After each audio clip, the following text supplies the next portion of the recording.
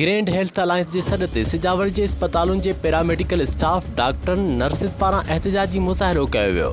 Paramedical staff जे एहतजाज जी अॻवानी doctor Mohammad Ali, doctor Narayan Das, doctor Shaukat Memon ऐं ॿिया करे रहिया हुआ।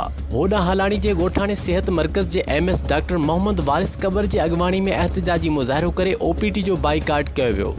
धार थियल एहतजाजी मुज़ाहिरनि में पैरामेडिकल स्टाफ डॉक्टरनि नर्सिस जो चवणु हो त मुतालबनि जे तस्लीम थियण ताईं एहतजाज जो सिलसिलो जारी रहंदो।